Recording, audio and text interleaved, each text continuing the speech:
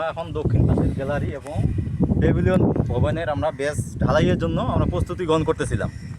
প্রস্তুতি গ্রহণ করা গেলে আমরা জানতে পারলাম কি যে এখানে স্থানীয় যে ব্যক্তি সাপ্লাইদার মালামাল সাপ্লাই দেয়, এখানে তার ওপর আর একজন প্রতিপক্ষ তাদের কাছে তারা মালামাল দিতে চাইছিল। এখানে তারা মালামাল দিতে চাওয়ার কারণে এখানে ঠিকাদার আবার তাদের সঙ্গে ডিল করছে, তারা মাল দিবে কিন্তু অগ্রিম তাদেরকে টাকা দিতে হবে এবং তারা অতিরিক্ত টাকা দিয়ে মাল দিবে। এই অতিরিক্ত টাকা দিয়ে এবং অগ্রিম পেমেন্টের জন্য ঠিকাদারের সঙ্গে তাদের একটা চুক্তি সম্ভব হয়নি, যার কারণে ঠিকাদার এখানে ওই অন্য সাপ্লাইদার কাছ থেকে মাল নিয়ে আসে সাইডে। অন্য সাপ্লাইদারের কাছে মাল নিয়ে আসার কারণেই সেই অপর পক্ষ যারা আছে তারা স্থানীয় জনগণের মধ্যে একটি বিভ্রান্ত সৃষ্টি করে তারা জনগণকে উস্কাই দিয়ে তারা এই কাজটা সংগঠিত করছে এবং এখানে এসে একটা গণ্ডগোল পরিস্থিতি সৃষ্টি করছে।